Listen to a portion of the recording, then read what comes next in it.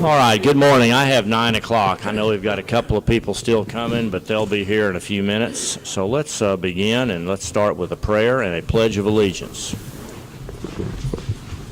Dear Heavenly Father, we thank you for this cooler weather and for the rain and for your presence here with us now, and we just ask for your direction through this meeting. We thank you for those that have come today to participate. We thank you for the county employees that work together to achieve the things that we achieve within this county, and we ask your continued blessing upon the residents of this county and those who support our operations with their tax monies.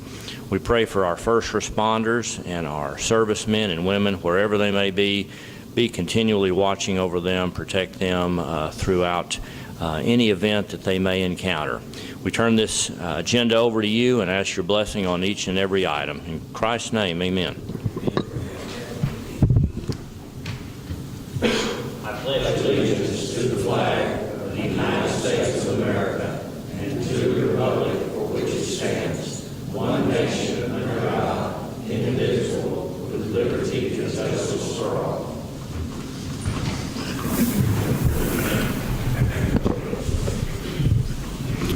All right, welcome to our final meeting of the month of September. This is the 24th day of September 2018. It's just after 9 a.m. and we begin with item 1, which is our time for public comments and or requests for information on non-agenda items so that we are in accordance with our Texas Open Meetings Act. I've got one request here to speak from Leonard Rockwell. Welcome, Leonard. Glad you're here. Step on up to the mic if you would, and your comment says about road signage.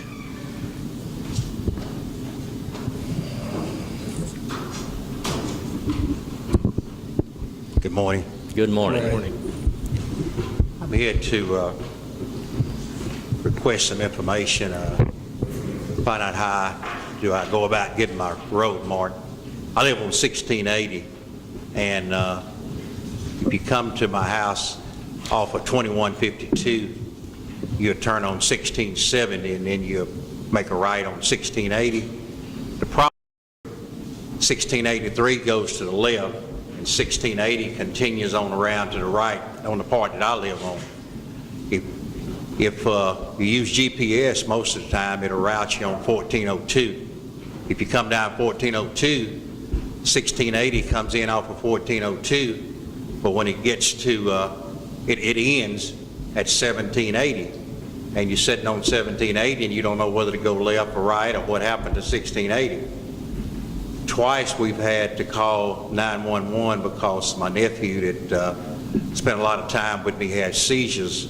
In March of this year he had a seizure, and 911 was not able to find us. We had to call and talk on the phone and give directions because they get to the end of 1680 and they don't know which way 1680 goes. So we need some marking on our road that would indicate which way 1680 goes, so that first responders will be able to find us when we have an emergency. You know, I don't know what to do. I've talked to my commissioner about it, but I just want to go on record in case something happened. I think the county would bear some responsibility if something happened to my family and we're not able to get emergency service like we need. So I just want to know that I need some help on that. I don't know who should I be contacting, who do I need to talk to about that problem on getting our roads marked. Good. All right. Thank you. Have you looked at this? Yeah, and of course I assumed, and everybody else, that when you get to the end of that road, it's got a sign 1680 over on this side. 1683, I'm sorry. So you would assume the 1680 is that road. But I really haven't talked to Roger. I don't know where you'd put the other sign. You put 1683 on one side, 1680 on another one. There might be a sign that you can work out, but this is what and I really failed to talk to Roger about a way to do it. And Roger Leonard had mentioned it to me, and I failed There might be a way to do it. I'm not sure how to do it, but I would assume that 1580, and I think everybody else goes to the right, because 1583 is marked off of that road. So it continues on around all the way, like you said, to Dr. Taylor's house at 1680. So it stays there for a long time. So. Well, I guess if we've got a problem with a first responder that can't find it, that's our primary, one of the primary reasons for having that. So how about you let Commissioner Riddle and Roger Ledbetter look at that and figure out a way to alleviate that situation? Okay. Okay? All right. Thank you. Thanks for coming. Thank you, Leonard. On GPS, a lot of times you put GPS everything and it doesn't take you to the right location. Yeah. Can't find my house, I'll put it in GPS. Put my address in GPS. Yeah. No, I believe it. I believe it. It doesn't justify taxpayers not having road signs. Yeah, I mean, if it's just a sign issue, we can take care of that. Okay. Thank you. But if it's a GPS thing, how would go about that care of that? I don't know either. I'll let y'all look at that, and if there's something we can do with signage that will help that situation that he's describing it, I think we ought to do it. All right, anyone else have comments at this time? All right, we'll move on to item number 2. We have a set of minutes from our last meeting 2 weeks ago that we need to approve, September 10th. Make that motion. Motion's made by Commissioner Applewhite to approve that set of minutes, Second. and second by Commissioner Parker. All in favor of approval, say aye. Item number 3 is our report from road engineer Roger Ledbetter. Roger's here with Philip. Welcome, gentlemen. Good morning, Commissioners. Morning. And I'll give you an update on what we've been working on. Start with County Road 3225, that's the Camp Langston Road.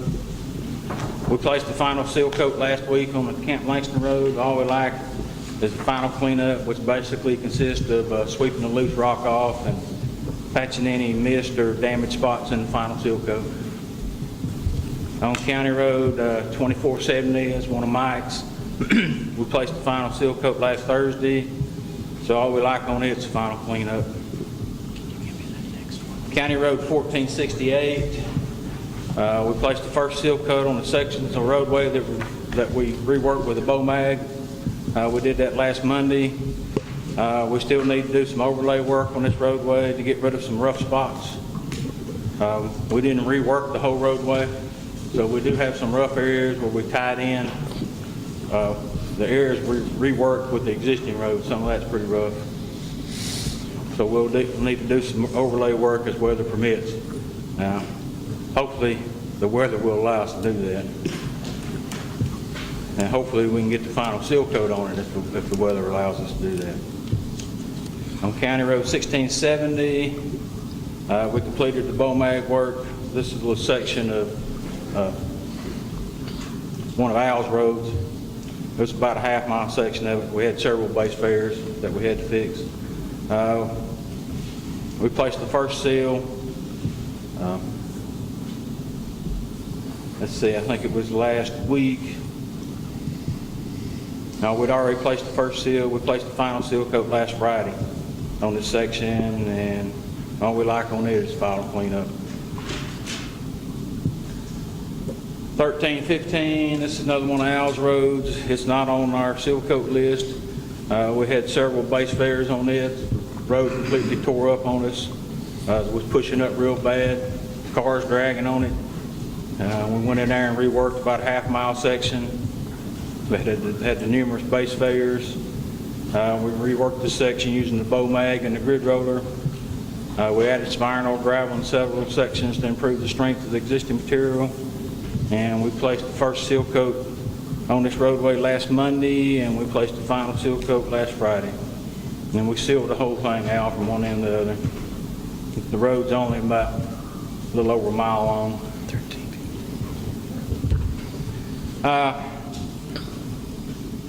I'd like to discuss maybe purchasing some dump beds for a couple of patch trucks. We're wanting to make 2 new patch trucks out of a couple of the old fire trucks, and I'll turn that over to Philip. He's done the research on it. We've got 2 bids. We're just wanting permission to actually go ahead and mount these beds, purchase the beds and mount them on 2 trucks. All I've got is a couple of quotes from, we used dealers in the past, and I've got a quote from Warren up here in Talco. The one here in Talco is $8,000, a little over $8,000, and the dealers was right at $9,000, a little over $9,000. So we'd like to purchase 2 of them for those fire trucks, and because our patch trucks are getting pretty bad shape. I think Jimmy's had planned on doing that originally, and one of Dana's is really in bad shape. So those are 2 that we'd like to replace. I think we've got the money for in our budget now, and we'd like to just with y'all's approval do that. $17,000 to do both of them. Yes, sir. That's purchase and mount labor. Correct. Yep. Trucks are already there. We're just going to use one of them that we got from Sugar Hill, and the other one is Usually they have a full truck right now, but it keeps overheating on us. Yeah. We're pulling them back on, so it doesn't do very good pulling our heavy loads. So we're looking at converting it into just a patch truck. Does that need a motion and approval from the court, or since it's already in your budget, can you just I don't make that think it expenditure? did. I just wanted to let y'all know what our plans were and what we were working on, and see if y'all had any opposition. Okay. If y'all want to discuss that with them afterwards, I suggest that you do that if you've got any additional information for them or want them to go in a different direction. If you've got the money, it sounds to me like you've got the authority to go ahead and do that. But if anybody wants to see them go a different direction, let them know. One of the trucks you're replacing, is that a patch truck? Yes, sir. Yeah.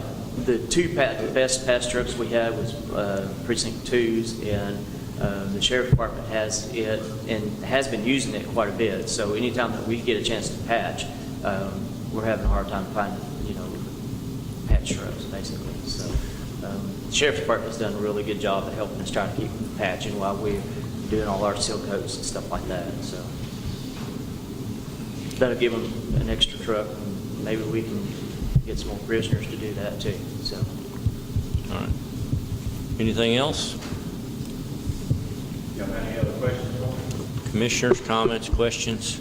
This will be after the first of the year, or? I'm just trying to do it this year. I'm gonna try to do it for this, and he said that they had it in stock, so maybe I can't get it. This week is good. I know, yes, and I told him, so we're gonna try. Can they get an extension?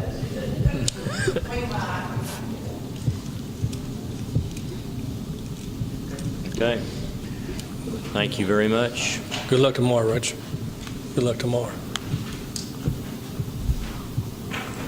All right, item number 4, discuss responsibilities of the city and the county as it relates to annexed property and maintenance of the roads. If you'll recall, a while back we had some discussions as to who was responsible for road maintenance and right-of-way maintenance when the city makes changes in their footprint with annexation. And we had given some information to Mike Ahrens, who's here with us today, and Mike sent me an email that I thought we ought to be all aware of, that I completely agree with, and it makes sense. But if you'll listen to this, and you can ask Mike, or Mike can comment if he feels the need to. But Brian, please see attached an opinion from Kerry Wooten.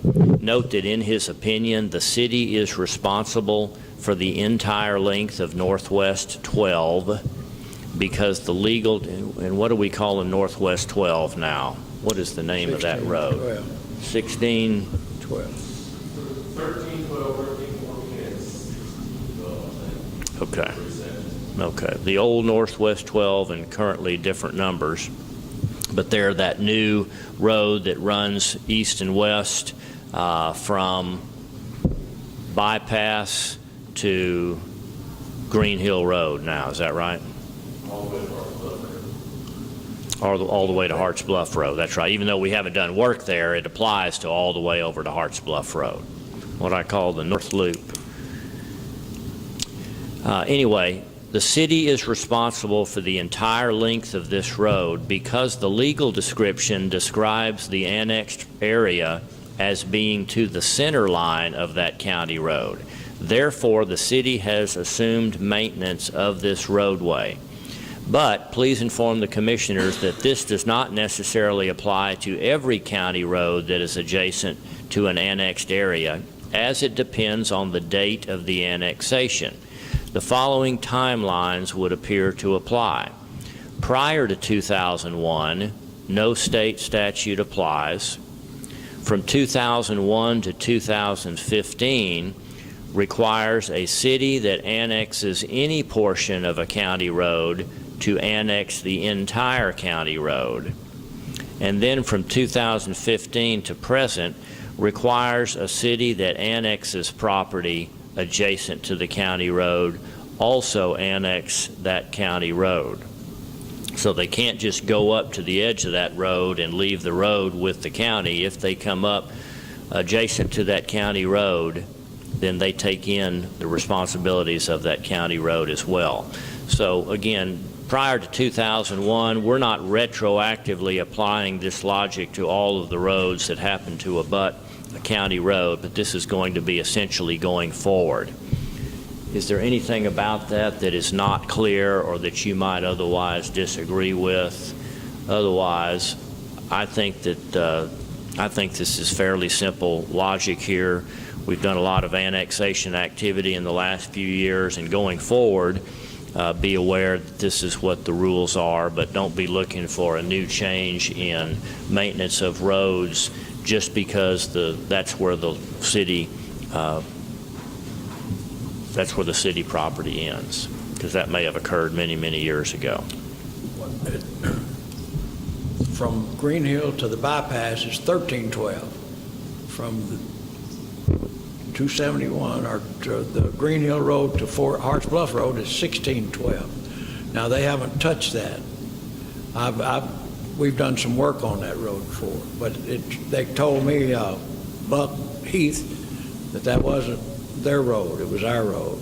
But that's contrary, unless. But I think that was prior to when we had this last discussion several months ago, and right. Commissioner Fields researched that. Is that right, that Buck's had a change of heart on what was originally said there, and now Mike is here to tell you that entire stretch of road from Harts Bluff all the way over to the bypass, that east-west route, is now the responsibility of the city. Part of that's been completely redone by the city. Part of it remains to be done by the city, but either way, it's city maintained now. Okay. Mike, thank you for getting this, and I think we can remember this, and we'll get it in the record here. If we need possible action here, I think we ought to go ahead and make this official that we accept these terms and will abide by these. Somebody wants to make a motion so that we can get this in the record. You want me to read it again? Prior to 2001, no statute applies. 01 to 15, if the city annexes any portion of the county road, which apparently it was typical to go to the center line of that road, they have to annex that entire road. And then since 2015, if the city annexes up to a road, they have to also annex in that entire road along with the maintenance that goes with it. I'll make that motion. Motion is made by Commissioner Fields to adopt this as our policy in cooperation and understanding with the city. Second. Second by Commissioner Applewhite. All in favor, say aye. Aye. Okay, Mike, any comments? Thank you. All right, item number 5, I'd like to welcome Ron Greiner with TIPS, TIPS, the Interlocal Purchasing System. Ron came to see me the other day, and this sounds like an opportunity for us that Doesn't cost us anything, but gives us some more flexibility in purchases that we make. So welcome, Ron. I appreciate it, Judge. Good morning, Commissioners. And as the Judge said, my name is Ron Griner. I'm with TIPS, and we are a national purchasing co-op. Obviously, since we're based out of the Region 8 Service Center, I'm actually employed at the Service Center. We have a larger presence in the state of Texas. We have about 4,000 members, about 2,000 vendors, takes both, obviously. And so, just on a personal note, I live in Greenville, married a Greenville girl. I live in Greenville, family, so I'm not a local guy, but I claim East Texas. But what we do is we take care of the procurement rules for equipment, personal property, so that the county doesn't have to, or the members don't have to worry about the procurement regulations. Really what this is, it's real basic. It's to save money. That's the bottom line. If you can save money with TIPS, that's who you need to buy from. If you can do it through a local, vendor, you do that. If you can do it through buy board, you do it through buy board. So all this is an option, and a lot of times on large national co-ops, they have overlapping vendors, but they're not all the same. And so what David Mabe is my boss at the Service Center. He said, Ron, I want you to find local vendors that will help the local folks. And so that's my main job, so I'm looking for those to add to it. Just so happens, and this is for everybody's church, I go to a tiny little church, 100 people. Well, when I realized that we could join, we do bulletins and things that we get printed. And the local print shop, I think it's Echo, aren't they here? Yeah.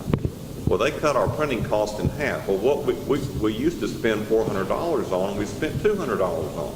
Well, $200, whether you're a little church or the county, is a lot of money, and it adds up. So what's before you is an interlocal agreement, because obviously a state agency can take care of the procurement rules. In essence, the members piggyback what the Region 8, who's the state agency, can do. It doesn't matter if it's, obviously we've got a lot of schools, but it's also cities and counties and nonprofits, to mention the churches. And then I forgot, is it Mr. Webster? Is he your, I visited with him here a few weeks ago. He's familiar with the process. You go online, you go to the category what you're looking for. There's a word search that if you're looking for whatever it might be, the sewer jetting, street sweeper, whatever it might be, backhoes, or even trash can liners. You put that in, it'll pop up with the vendors that have that as a keyword search in their file, and then you just say, hey, what's your best number? And he shops it, and you take the best number. Doesn't cost anything, but it does require an interlocal agreement to be able to piggyback the purchasing that's taken care of by Region 8. And it's really pretty basic. So it's really providing. We don't purchase through Region 8, though, do we? No. You basically use your contact list. We are the conduit for you to make the purchase directly from the vendor. Would they necessarily give us a better price if we say we are a TIPS member? Mm-hmm. Mm-hmm. That's the goal. And the reason why, because of the number of members, they want, in fact, they'll pay a fee that's included in their price between 1% and 2%. That's how the purchasing co-op funds itself and pays my payroll, my salary. And so what they'll do is they're glad to do that, because then they can approach the membership for their sales. And like Echo Printing, tickled to death, because they don't need to physically be in Greenville. I mean, she sent the printing we had done to the church. And same thing. Just gives them a broader market. It gives them a broader market. So the question they have to ask, if they're going to pay a small fee to be a member, will they increase their sales that generate more revenue than they would have otherwise? And my job is to go up and down I-69. I go from, Greenville 69th and Greenville, and it goes all the way down to Beaumont. So what I've done, I've made it as far as Palestine. When I ask the same question to local entities, they go, oh my gosh, we've got folks that would love to do that. And so there's smaller shops, smaller companies that are tickled to death to be a member. Most everybody, like particularly, and of course you're familiar with the Region 8 Service Center, it's just down, used to be here down the road, but everybody in Northeast Texas is a member, and people use it to varying degrees. Obviously, the closer you are to the Service Center, it's like everybody uses it, just 'cause it's kind of a hometown deal, but there's people, like for instance, last month, Harris County signed up. I can't even, now obviously I don't handle that area, but I can't imagine what their budget is. I mean, I have no idea. I mean, Harris County is huge. And the reason why, we had vendors that were not on any other co-op. And Harris County probably belongs to all of them. So they did the interlocal and signed up and, you know. And they're signing up through Region 8, not their own service center. This is something unique to Region 8? No, probably 7 has a co-op, 6, these are service center numbers. 7 has a co-op, 6 has a co-op. Houston, I think, is 4. 4 has a co-op.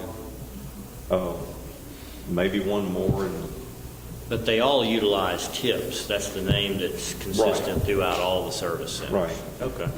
And the fact that people belong to multiple co-ops, this is just kind of, you know, for face value, that's a good thing, because the idea is not to have, loyalty to one. It's here to save money. Okay. And so when I talk to groups like this, I'm saying the goal is to save dollars.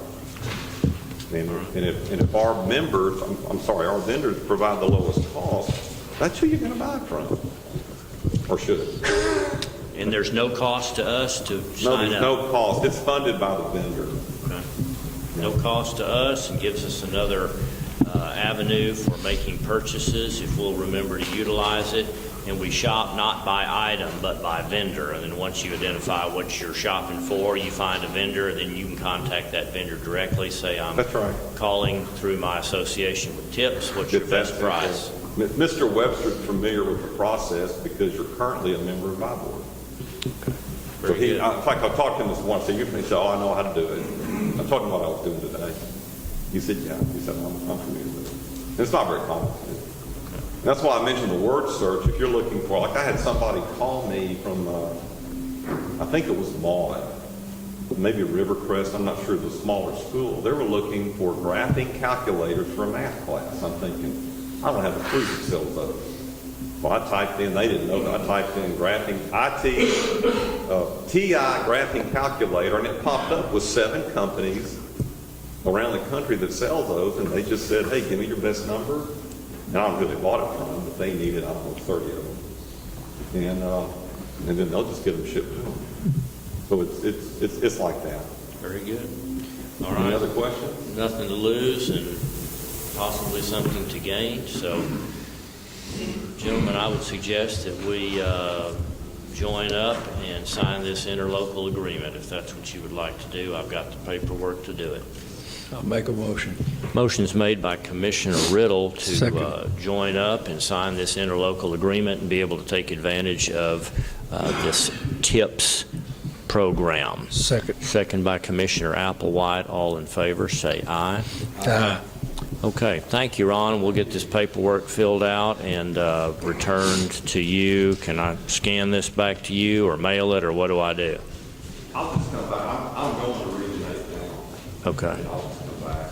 What time would be for you? Sometime later this afternoon or the next day. Okay? Thank you. Thank you. Item number 6, consider and possibly approve county dental insurance rates. Okay, we bumped this from the last meeting just due to some uncertainty I had with some of these numbers. And there were some numbers that were presented to us at the last meeting, and I want you to understand what these numbers are.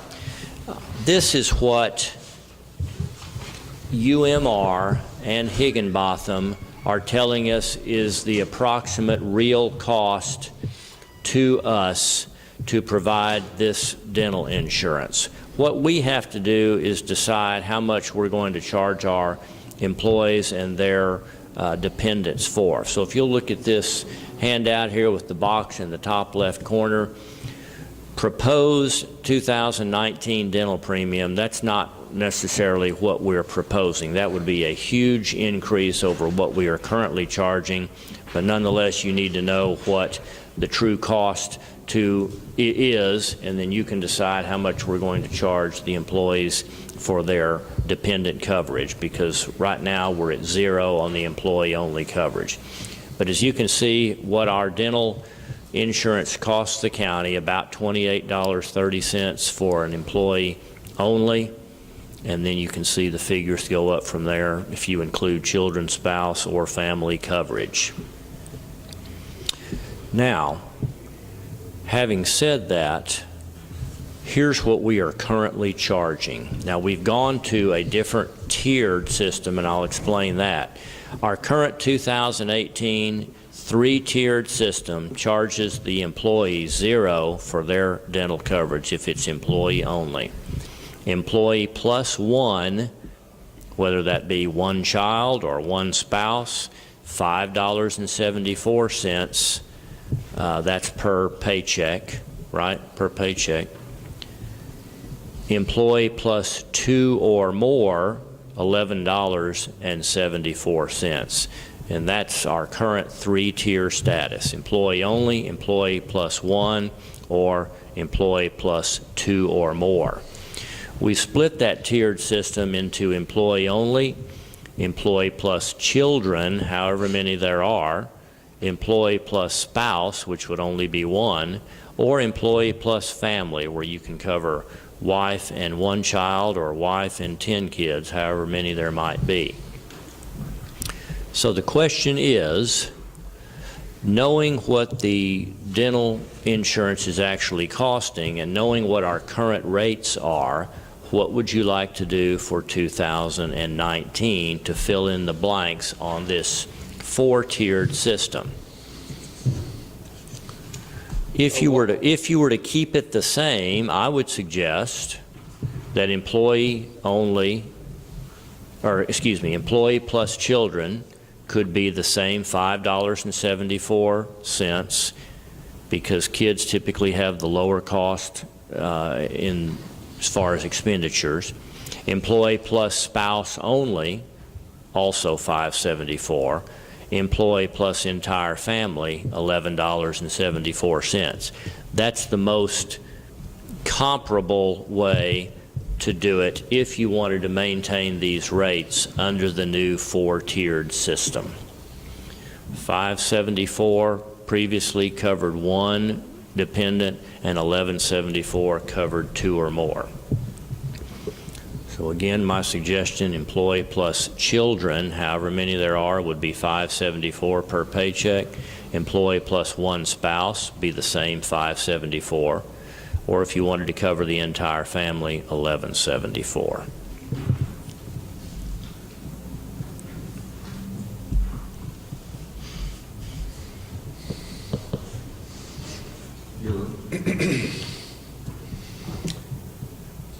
What was our charge, what charge has been passed? The employees are 0, the employee, 1 child or 1 adult is $5.74. Right. And then the entire family is $11.74. Right. That's subtracted from per pay period. Correct. Well, no, it'd be 24 payments.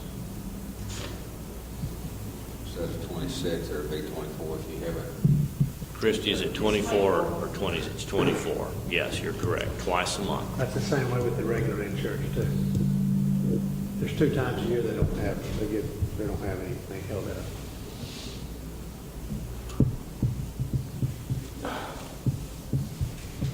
We just went to that 4-tiered structure just to make it easier to understand when we're going through enrollment. That was the only reason. It wasn't a Well, pricing. The What medical's on the 4 tier, so that way the. what did I say? medical would be That's on what the I meant, to get them to where they're comparable, Yeah. make it easier to explain.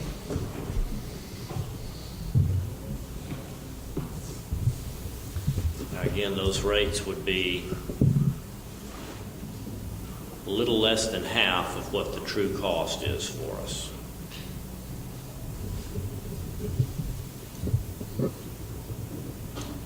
But we need to approve this so that Christie can go and recalculate what our COBRA rates are going to be, because we're going to want to approve that today, or when an employee leaves. How much are we going to charge them? Any questions? If I haven't made this crystal clear for you, let me know. If you're just pondering it, that's fine.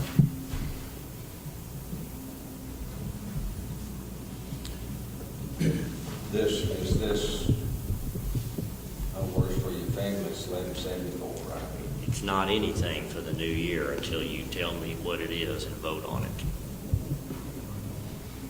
That would be my suggestion if you were to tell me I want to keep the rates the same. Be the same as they are right now? Correct. That's what I'd like to see.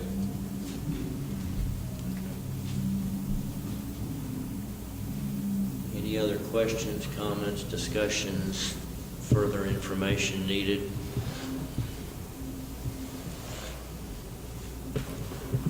All right, all I need is a motion then. Commissioner Fields makes a motion that the renewal 2019 dental rates be as follows. Employee only, 0 cost. Employee plus any and all children, $5.74 per pay period over 24 checks. Employee plus spouse only, also $5.74. Employee plus entire family, $11.74. Second. Second by Commissioner Applewhite. All in favor, say aye. Aye. Opposed? All right, Christie, there you go. Give you 3 minutes. Give you 3 minutes. Okay, so we are going to wait for Sharon to recalculate the COBRA dental rates based on what you just approved. She has to add on some administrative charges, et cetera. So we're going to wait until Sharon gets those for us so that we can approve COBRA medical and dental rates on item number 7. So we're going to skip over item number 7 and we will come back.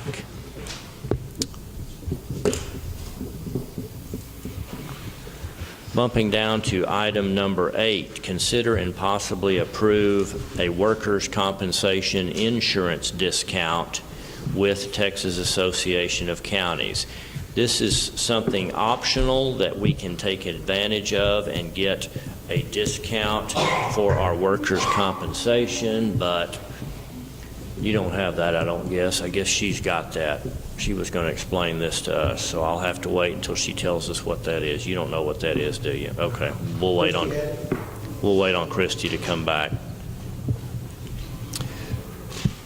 I'm also going to wait on number 9 because that's Christie's baby, although that's fairly simple. Let me go ahead and explain that. Item number 9, we do this each and every year.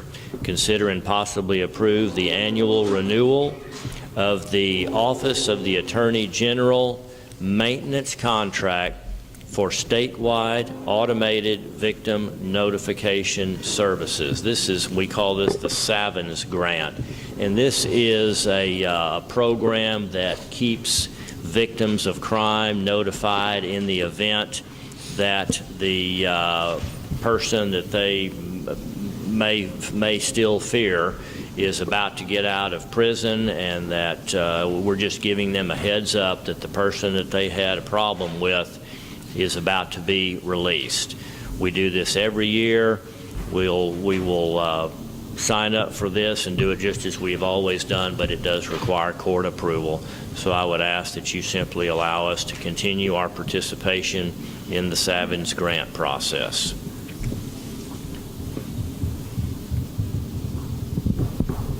I'll make that motion. Thank you. That's Commissioner Riddle makes a motion. Second. Was that Jimmy? Second by Commissioner Parker. All in favor, say aye. Aye. Okay, Christy, can you tell us about the discount that we can take advantage of on our workers' compensation insurance? 4%, we spent about $58,000 was on coverage for 17, 18. But what's the catch? If we take, everybody wants a 4% discount, we've not done, has this been offered and we've not taken advantage? I brought it to the court several years ago, but the problem was that I believe the court wanted the employee to be able to go whenever they wanted to go. Okay, so if we get this discount, we're limited as far as where we can go for workers' compensation accident coverage. And that coverage in the past was not available in town, is that right? And now it is? I don't believe so. That was the issue. I ran you can go on the website and you can pull up your area and it will tell you who you can go to. And this time around, we have two places. We have the one that you placed here in Mount Pleasant. Healthcare Express. They're one of them, and then you can go to Pittsburgh because it's a 10-mile radius is what they. Healthcare Express or Pittsburgh Hospital. Yes, it showed us three, but the one in Pittsburgh was on the same address, so I don't know why it's worded a bit different, but it's one of the same, I believe. So with this, we're going to have to educate employees, we're going to have a form that tells about it, you have to be sure we have to let the employee know that you have to go to this individual healthcare express, and if you need to refer to another doctor, you have to go, but if they refer to, you can't just go, but if they don't, they're opposite have to take their own medical if they go out of this. So there is some things that some work that my office has to do along with y'all, so we kind of get this going. So there's some Okay. work that has to be planned out. They have signed it all, they've done it before. But it's just, How many workers' comp claims do we have a year typically? Sharon does that. It's Less than a dozen? probably less than close to. Okay, and they're typically fairly minor situations. Most of the time, they don't go to the doctor. Or they don't have any, they don't have any lost work time. They may go to the doctor, but they're not out for any time. Okay. And so for a $2,400 savings, roughly, we would reduce the flexibility as far as where we could send the employee to go get a cut fixed or an x-ray or whatever, and if it was a more extensive injury, it would be limited to where one of those two facilities recommended that you go or sent you to. But I felt because it's been a while since I've addressed it. And Yeah. I just thought it's time for y'all to make whatever. I'm just bringing it to y'all, do whatever you want to do. And so I think this would be a good time for every deal with January. Okay. Well, my opinion is, knowing the relative simplicity of the injuries that we have to have seen by a physician, that $2,400 is $2,400, and I'd like to see us participate in that. But this is a decision we've got to make, and again, if we do this, educational responsibilities will be in order so that we all, as department heads, understand when we have an injury, we've got to send our employee to the right place.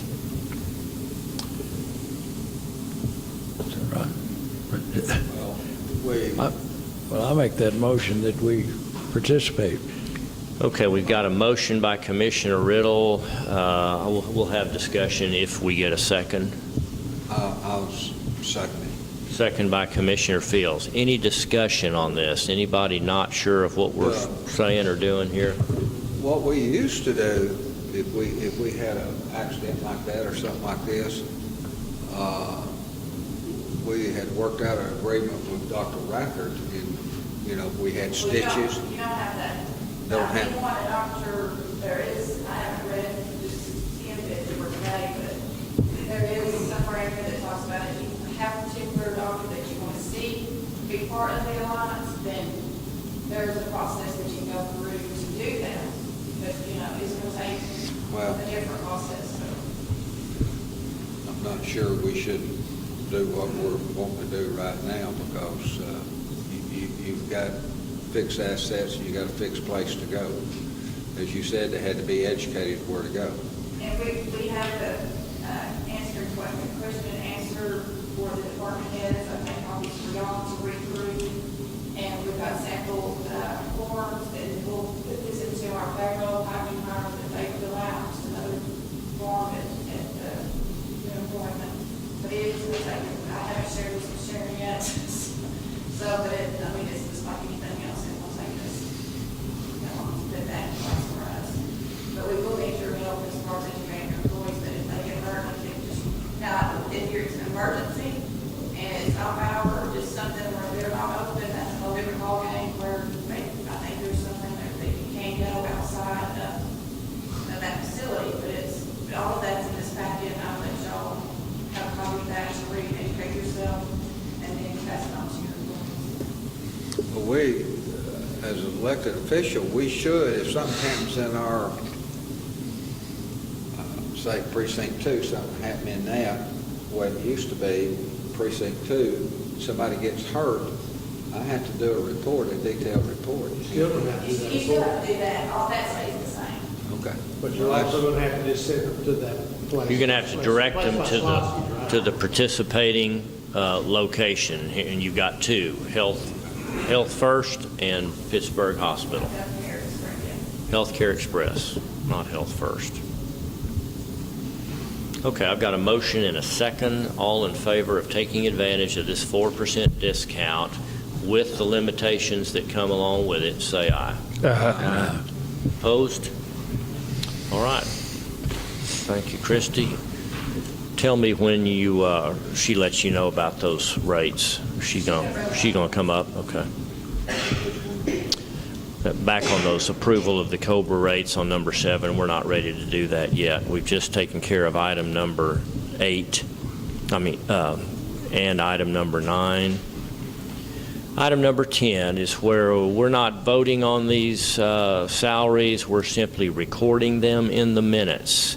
Item number 10 is to record the auditor's office, bailiff, and court reporter's salaries in the county clerk's minutes. These are determined, of course, by the district judges. And let me read this to you. This order comes from Judge Woodson, Judge Ralston. It is hereby ordered that effective October 1, 2018, the beginning of our new budget year, salary of the auditor hereby fixed at $61,961, which shall be paid annually by the Commissioner's Court out of such funds as is or may be provided by law. This order shall be copied into the minutes of the District Court of Titus County, Texas, and a certified copy of this order shall be furnished by the District Clerk of said county to the Commissioner's Court. So that is the auditor's salary, essentially the same order for each of these. Let me just give you the others. The salary of the first assistant auditor of the county is hereby fixed at $45,823. The second assistant of the auditor at $39,229. The third assistant auditor at $22,423. The bailiff of the district court at $45,927. And then this one is for the court reporters. So let me give you these. We have one for each of the 276th district and the 76th district. And let me tell you what these rates are for Lisa Carroll in the 276th. The salary will go to $65,043.96, and that is allocated among 4 counties: Titus County's portion of that on a monthly basis is $2,384.95. That is shared with Camp County, Marion County, and Morris County. We have a different name, and that of Cresta Lefevre. How do you pronounce her name? Cresta Lefevre, $65,043.96, same rate. However, only 3 counties share Camp, Morris, and Titus, and the Titus County portion would be $2872.77 per month. So again, we're talking about all employees of the auditor's office, the bailiff, and the 2 court reporters that are shared by the county. So I would ask that it be noted that these orders will now be recorded into the minutes. We are not approving these or disapproving these. All right, we've got a motion by Commissioner Fields.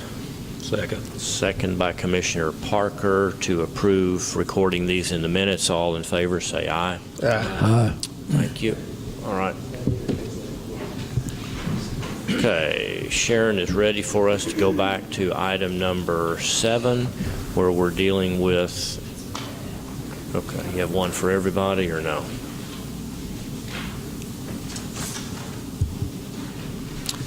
And again, COBRA rates are rates that will be charged to an employee that leaves the employment of the county, and we give them the right to continue under our county insurance for a period of time, and they pay that premium directly to the county. And Sharon, this includes our current cost plus an administrative upcharge, right? Do we have anybody on COBRA at this time? There was maybe one person. Maybe one person. It is very expensive, so somebody would really need that insurance in order to justify being, continuing to be a part of this. The medical COBRA rates for employee only, $1,020. Employee plus children, $1,377 per month. Employee plus spouse, $1,453.50, and an entire family, $1,632 per month. Those same tiers for dental, employee only would be $2,550, employee plus children, $37.21, employee plus spouse, $37.21, and family coverage, $49.45. These are all monthly rates. Right, if you accept those and the math that Sharon has done, I need a motion and approval. Make that motion. Motion to approve the 2019 COBRA rates for medical and dental is made by Commissioner Fields. Second by Commissioner Riddle. All in favor, say aye. Aye.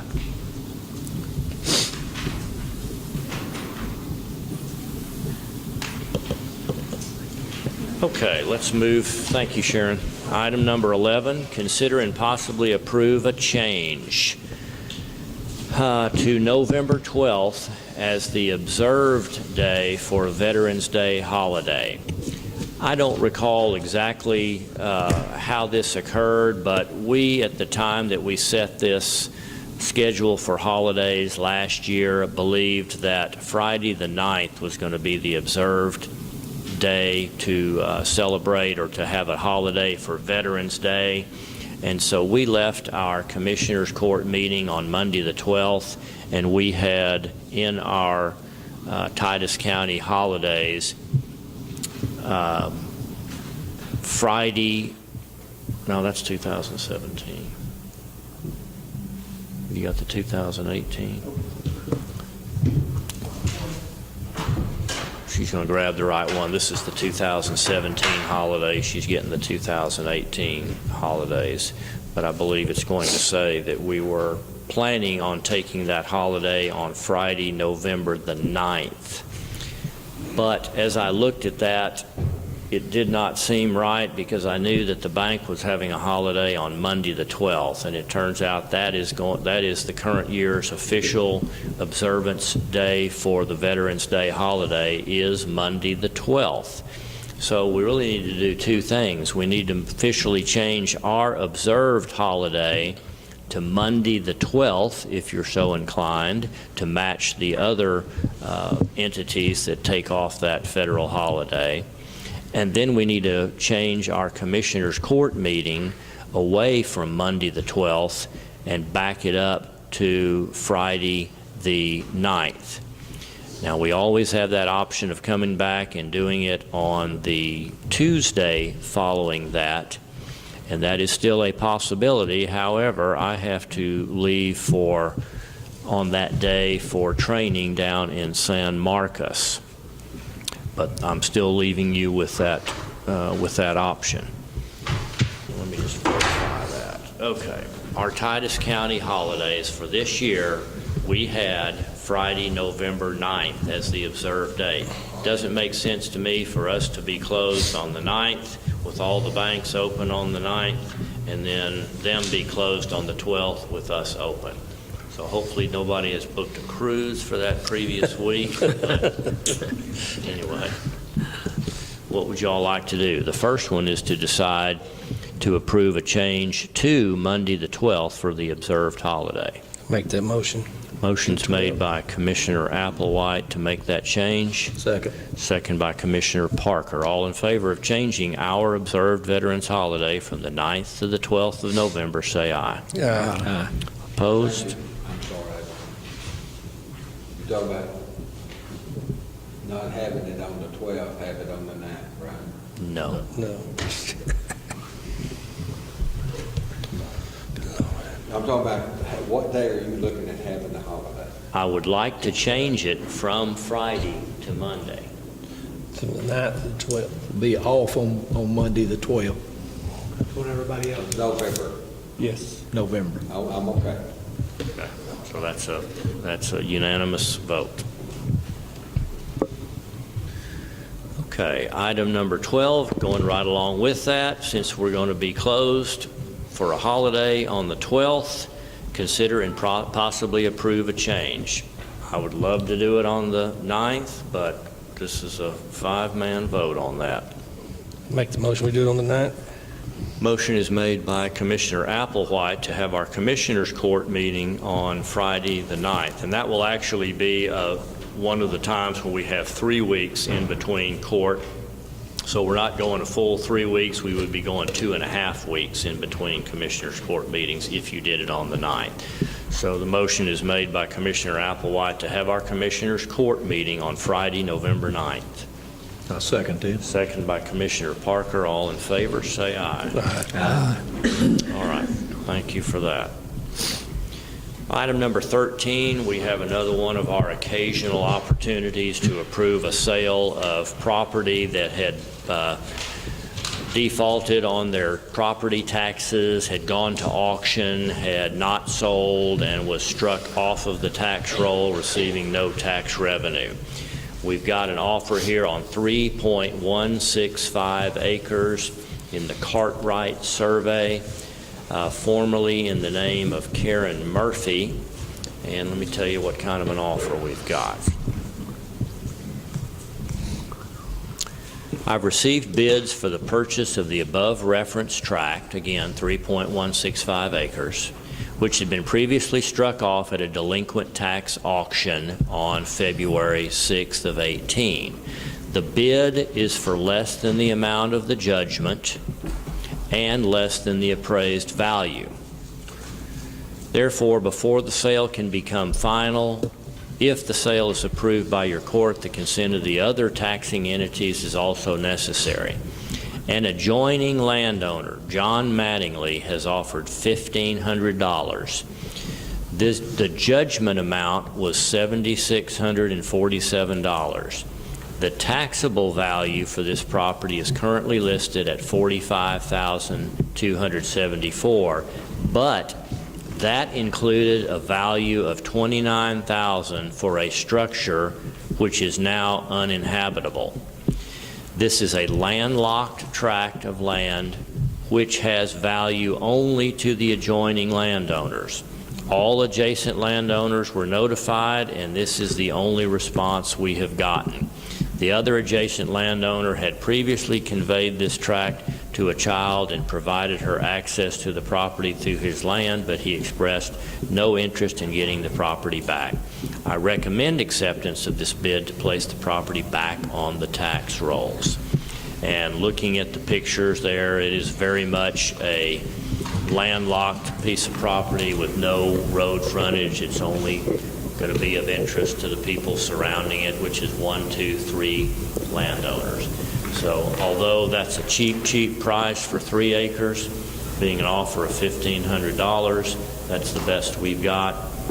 Tim Taylor recommends. It is up to you. Puts it back on the tax roll. I make that motion. Motion's made by Commissioner Fields to accept $1,500 offer on 3.165 acres. Second. Second, Commissioner Riddle. All in favor, say aye. Aye. Opposed? There are none.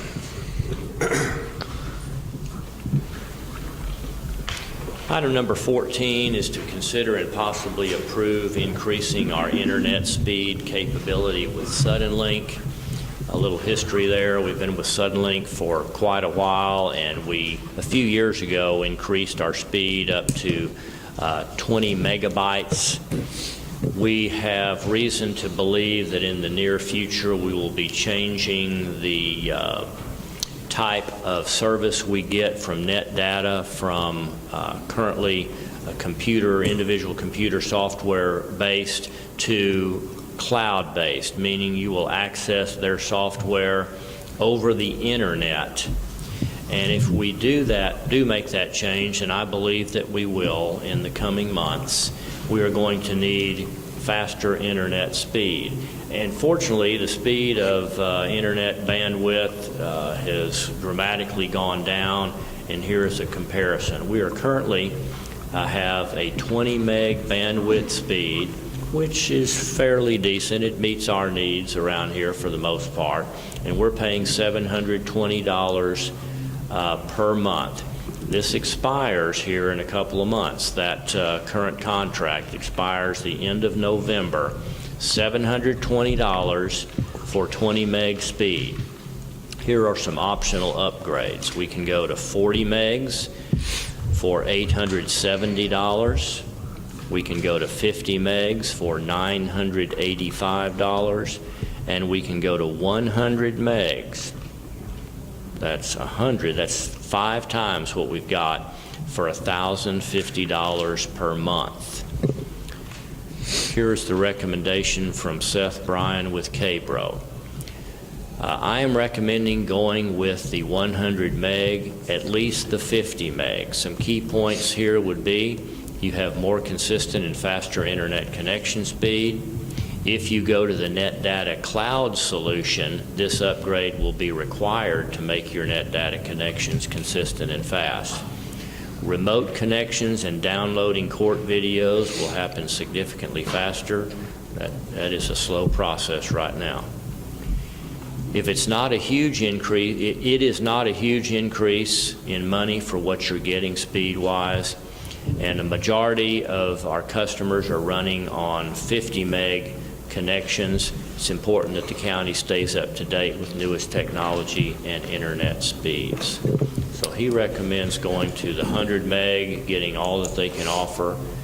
There's no installation cost here. It'll just change our monthly rate. Go from the current $720, increase it by $330 a month to $1,050. He's recommending that either that or 50. If you went with 50 megs, which is half the speed, you would only save $65 a month. Let me ask a silly question. How about is cloud, when you go to the cloud, now we pay a fee for them to keep our records or back up our stuff? Let me see if I can kind of describe it this way. You probably use some things on your computer or your smartphone, like what would something be that you would access? Do you ever use Facebook or anything like that? Certain software you actually install on your computer. Like I have a copy of Excel spreadsheet that resides on my computer, and it's actually physically installed on most of our county computers. If you were to replace that with a cloud-based version of Excel, you would actually log into the internet and access the Excel master database, wherever that is, Silicon Valley or wherever, and you would use that software through the internet. If the internet was down and you couldn't access the internet, you wouldn't have the ability to do that. So this is where net data is going to be able to offer. He'll have to explain all the benefits we derive from that, but many software options are no longer installed on your computer. You access them through the internet. Virtually everything on your smartphone is going to be cloud-based. You're accessing all those different nice little applications that we have by going through the internet and tapping into the master database rather than that computer software residing on your phone. Now, once we have that option with net data, I'll get him to break that down and give us a much more thorough explanation of that. But that enables net data to make consistent, current changes to their software all over there at their Sulphur Springs database, rather than having to make changes on everybody's server, like Titus County server and every one of their other hundreds of customers. That's the easiest way I can explain it for right now. We are not currently cloud-based with net data, but that is an option that is already in effect in some counties, and they are proposing that soon for Titus County. But we're not dealing with that right now. We're just dealing with an upgrade with Suddenlink internet speed. Your productivity should go up. You're able to do more, get more done. Carolyn's will go up because it'll enable her to upload these lengthy Commissioners Court videos for one. That'll be one thing. But I don't know that the majority of our employees will notice that much difference, to tell you the truth. They will notice some. But for what we're doing on our computers, or what we're supposed to be doing on our computers, like email, for instance, or accessing, tax website or something like that, you'll notice some increase in speed, but I don't know that it will be dramatic. We just didn't have this option when we signed up for our current contract a while back, and the price has come down dramatically. It will probably continue to do so. How long is this contract for with Suddenlink? Let's see here. 36 months. I'll make the motion that we go to the 100 megabyte, whatever he.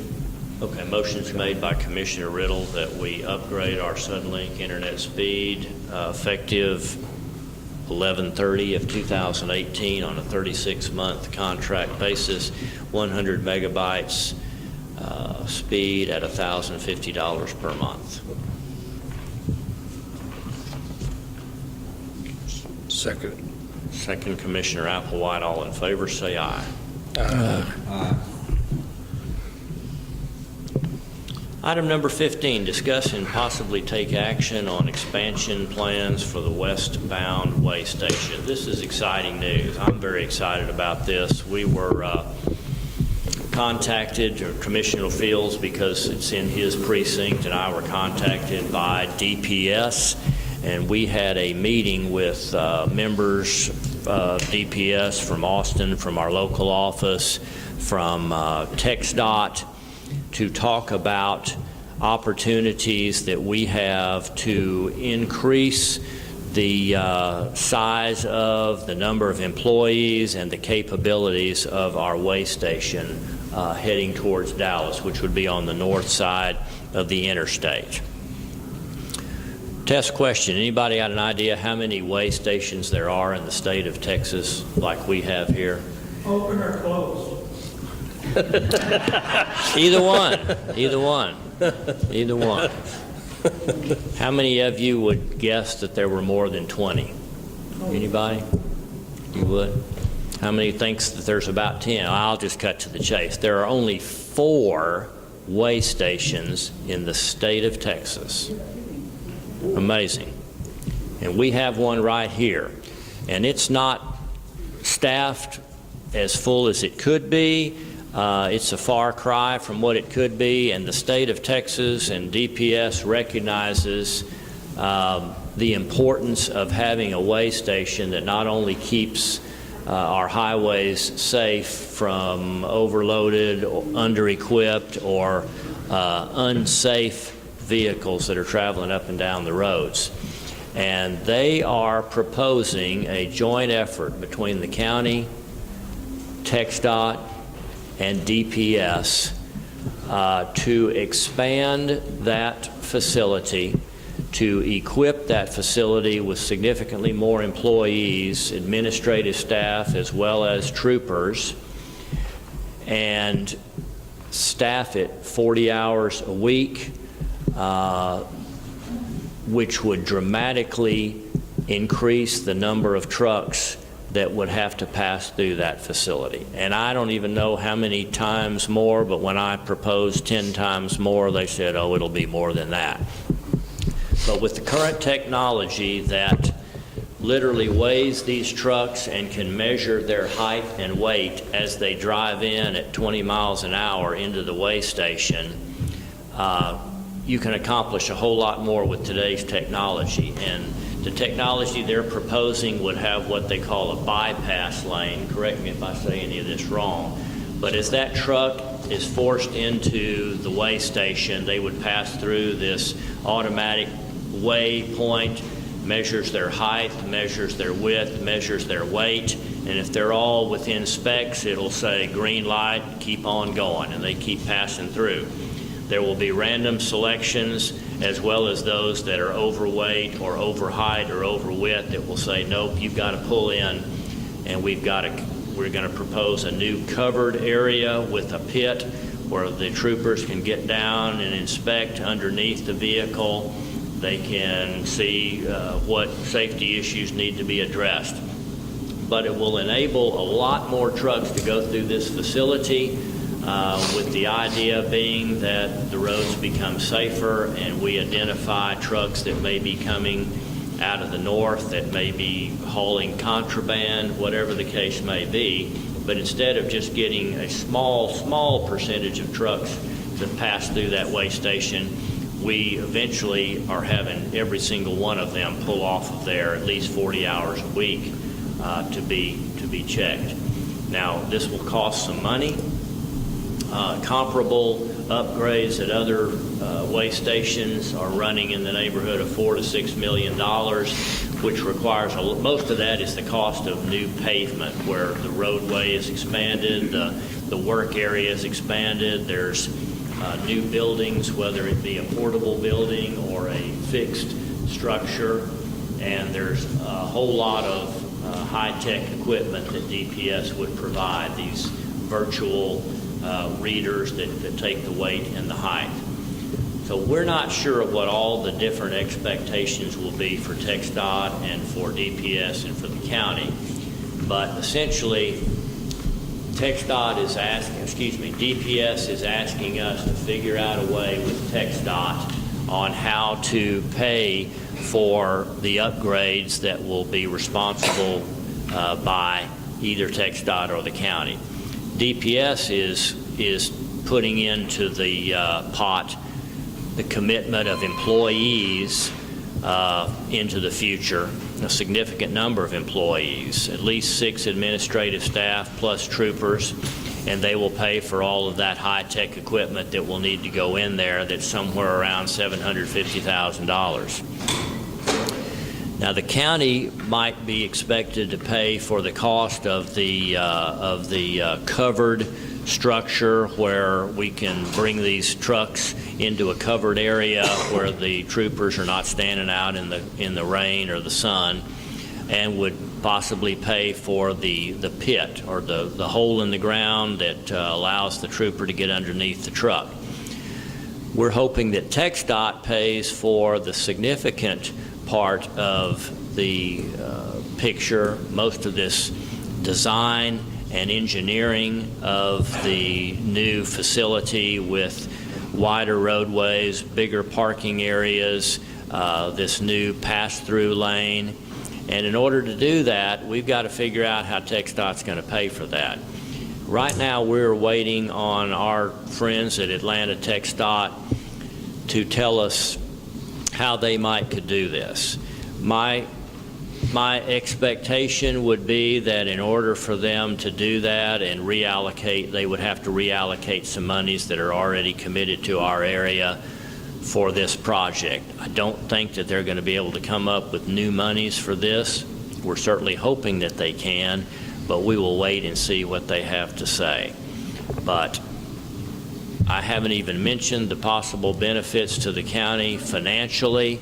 That is not TxDOT's nor DPS's objective, but we do know that there would be a significant increase in revenues coming from that way station. I can't quantify what that is. If it's 10 times more, 50 times more, I don't know, but they're talking about the need for staff would have to be increased substantially at our Justice of the Peace office, because they're the ones that handle these fees and fines. In fact, we might need to even have staff from the JP's office that would reside out there at that way station.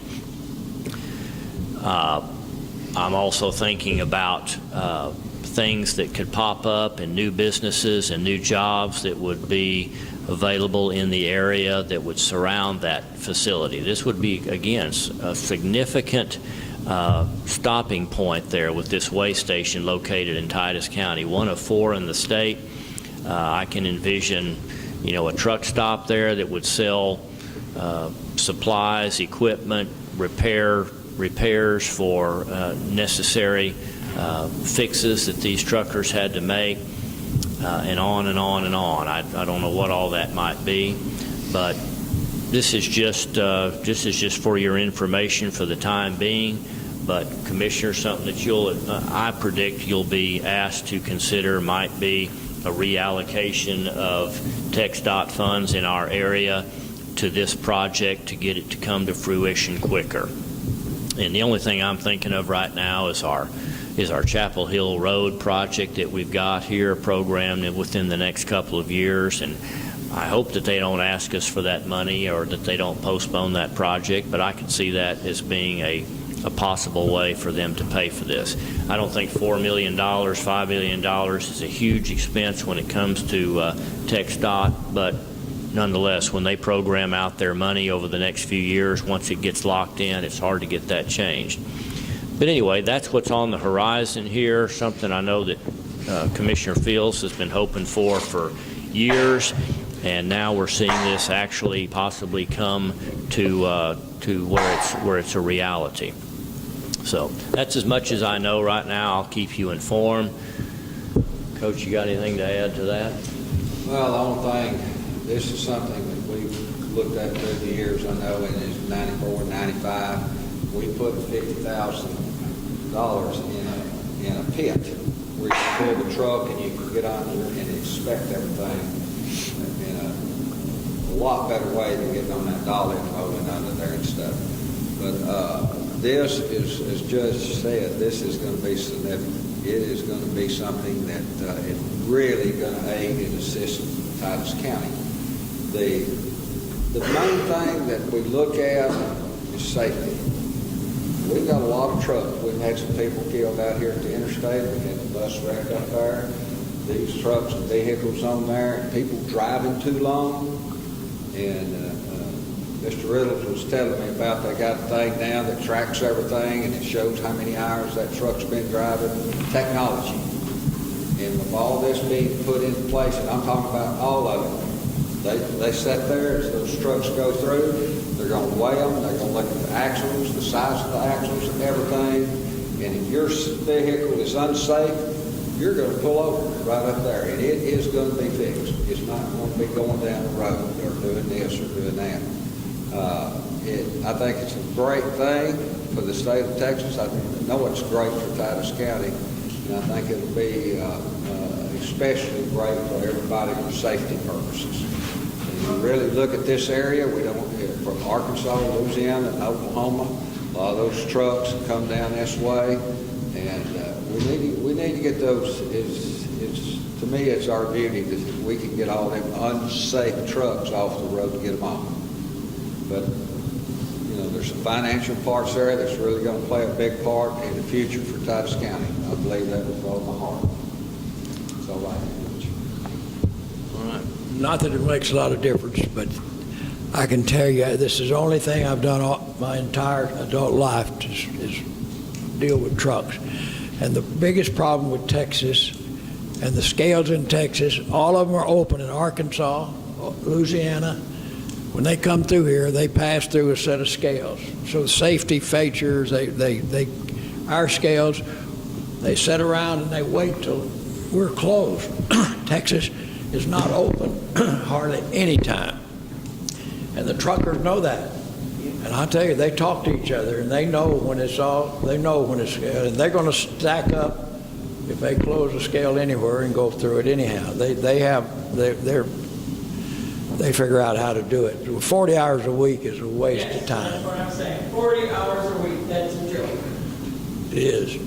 It's not very effective. I can tell you, it's a waste of money and time. They will prevent going through that scale. And Carl's dad was in the trucking business, and that's a fact, FAQ. Well, we can ask them that as we get closer to decision-making time. We just have had one preliminary meeting at this point, but yeah, I agree with you. If you're only covering it for, 20% of the time, that may not be as impactful. Maybe they have other plans. I don't know. That's as much as I know. All right. We are through item number 15. We're down to item number 16 and 17, where we adopt our 2018 budget and tax rate. And let's start with item number 16. We had our budget hearing last week, and if you are prepared to adopt that budget, we are at that point. There's some things you don't like, some things you do like, and you have to look at it overall picture. But overall, some things I've looked at, look back,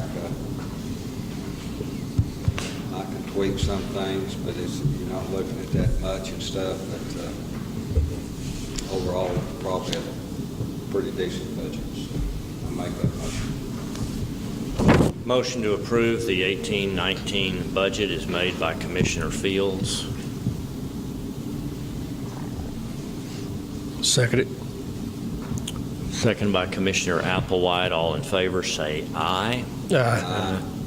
Opposed? Oppose. We have one opposed. Motion passes.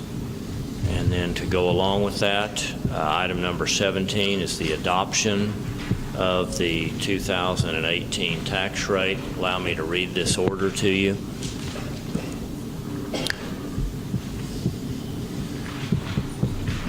Article 2605 of the Code places the responsibility of adopting a tax rate for each year for Titus County on the Commissioners Court. Taxes generated by imposing this tax rate on the owners of taxable property are necessary for the operation of Titus County government.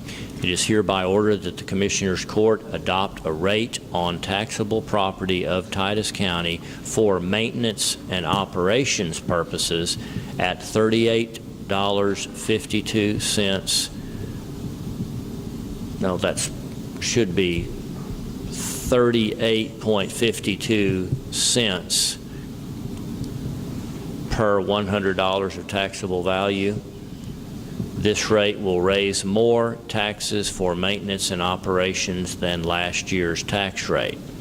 It is hereby ordered that the Commissioners Court of the county adopt a rate of taxable property of Titus County for interest and sinking funds purposes at $12 or 12 cents .33 per $100 of taxable value, for a total rate of 50.85 cents per $100 of taxable value. 50.85, and as a reminder, that was calculated based on the effective tax rate. Raised last year's dollars with a newer, higher tax rate because of the changes to our taxable value overall of the county. So 50.85.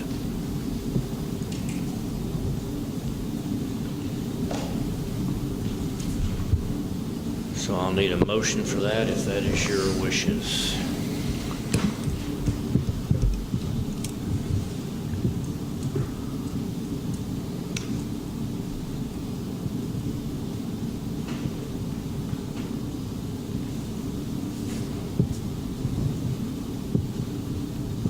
If that's not your wishes, we may be in trouble.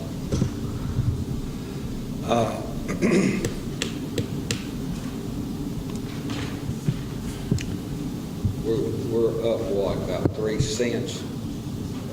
It's up about 3 cents, yes. Around 3 cents.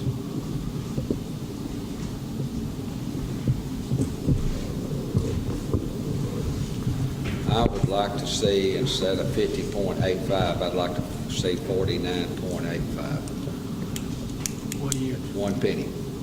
what do you want to do with the budget that you just approved that has these numbers? What things have you got added in there? Well, it's added in there. It's in your budget. So you're going to have to amend your budget somehow. If you, do you want to leave the cost the same and use that much fund balance, or what do you want to do? Well, I know through the years, with aluminum shut down and stuff, the evaluation came down. That happened. That's why your effective rate's gone up above. It allows you to collect the same amount of money with a lower valuation. Well, that's what we're looking at, bringing in the same amount of money we had last year. Yes. It's not more, it's the same amount. That's what the effective rate, that's what it's designed to do. And that's how we arrived at the 50.85.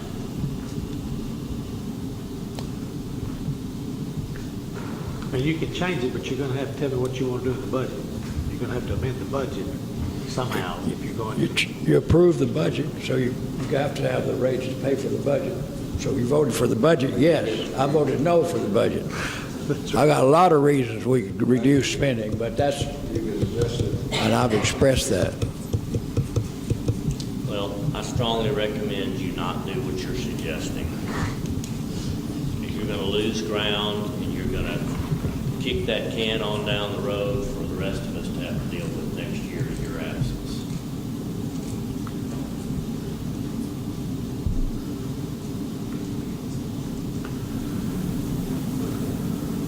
Guys, anybody down there ready to do this? Like I said, we pass the budget, you know, they're going to have the tax rate to pay for it.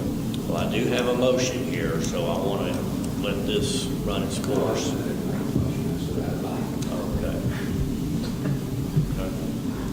All right, I don't have a motion. I'm sorry. Go ahead, Commissioner Applewhite. You know, it's got to, you know, it's got to be paid for, and it can't go back. I'd like to, but I don't know where the cuts would be at. Are you willing to I'd make the support motion. this 50.85 tax rate? I'd make All the right. motion. I have a motion by Commissioner Applewhite to set the New Year's rate at 50.85. Second. Second by Commissioner Fields. All in favor, say aye. Aye. Opposed? No. Is that a no down here? We have a no, and we have a no. Okay, I have a 3-2 vote, unfortunately, but nonetheless, that passes. All right, item number 18, approve oral and written reports of county officials.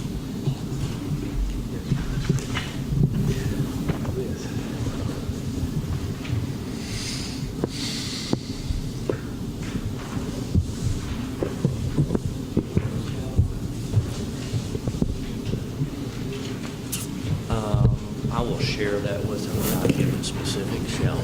Thanks, sir.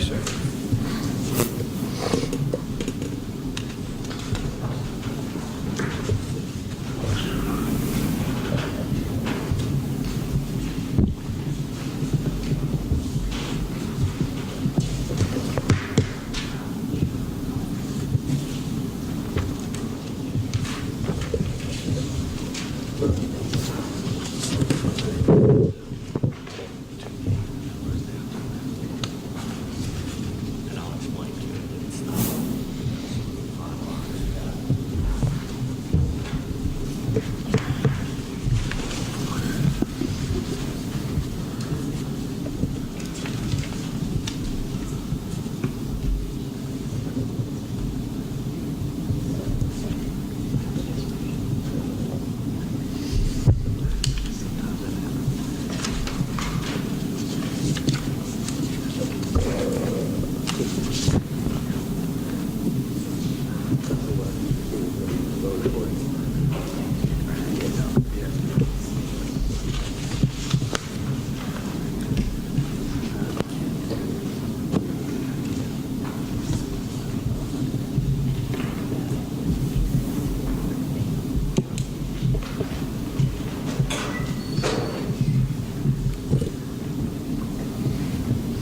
Make a motion.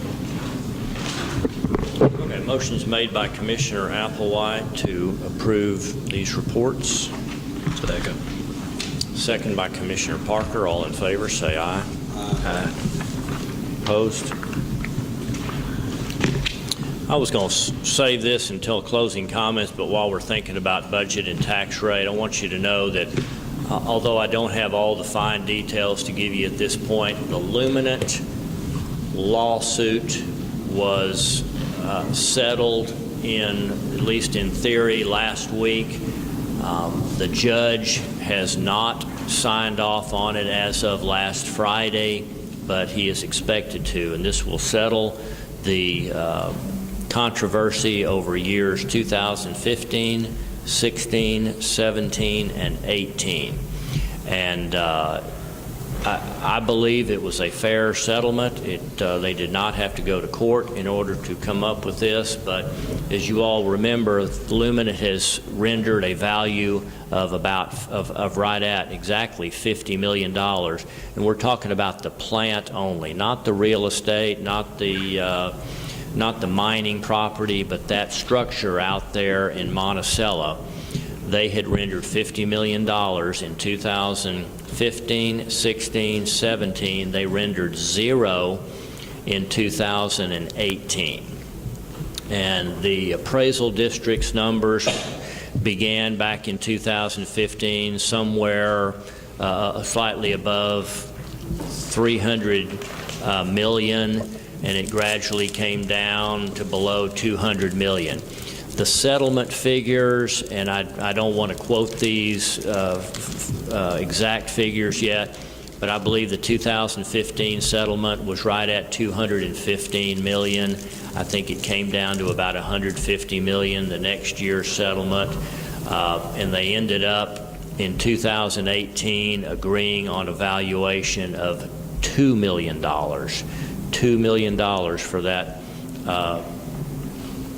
that closed plant out there, with the idea being that basically it's worth scrap less the cost of the removal. And they will, I believe, agree on $2 million for 2019. So essentially, zero value left at this point, but at least we got answers for our years that have been in question now for 4 years, settled 2015, 16, 17, and 18.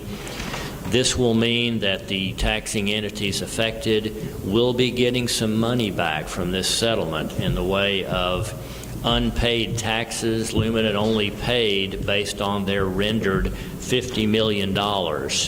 And so they're going to owe some difference on valuation for those years, which will mean repayment of taxes to us, to the school, to several of the entities that will be affected. And we will have some calculations for you on that, but it'll be a nice recoup of some monies for the county. There will be penalties and interest also approved in that settlement that will come back to us as well. So I hope to be able to read about that or to give you some additional information on that within at the next Commissioners Court meeting, but perhaps that will be publicized before then, when the appraisal district gets the full sign-off by the judge and has an opportunity to recalculate the impact on all the taxing entities. But anyway, I consider that good news that it is settled, not good news that the valuation is what it is, but nonetheless, we've known it's coming. Let's go to item number 19, consider and possibly approve our treasurer's report.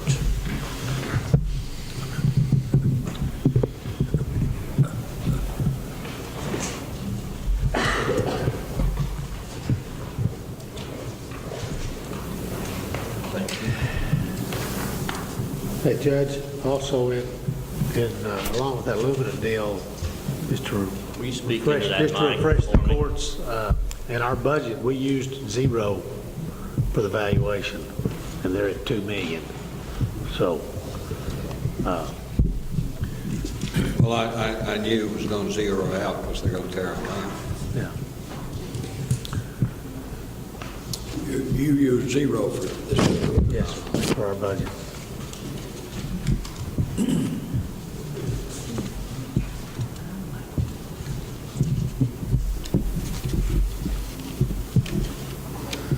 That's one reason that effective rate is where it's at.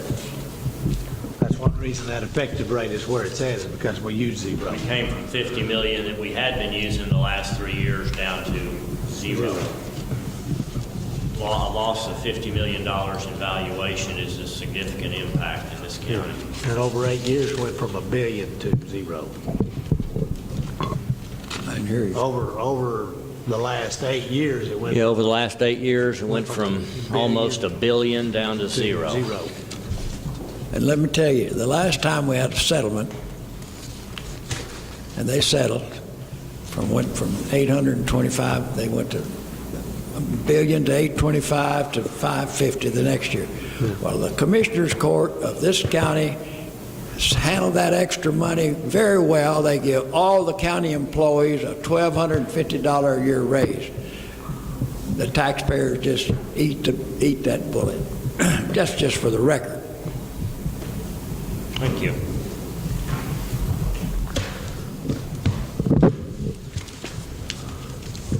Okay, Treasurer's report, motion when you're ready. Is that a motion by Commissioner Parker for approval? Second. Second by Commissioner Applewhite. All in favor, say aye. Okay. Budget amendments? We don't have any. No budget amendments. Item 21, sign pay orders, approve bill payments. Make a motion, fair bill. Motion is made by Commissioner Parker. Seconded by Commissioner Applewhite. All in favor to approve payments of our bills, say aye. Approve bill payments, approve paying our bills. Anyone opposed?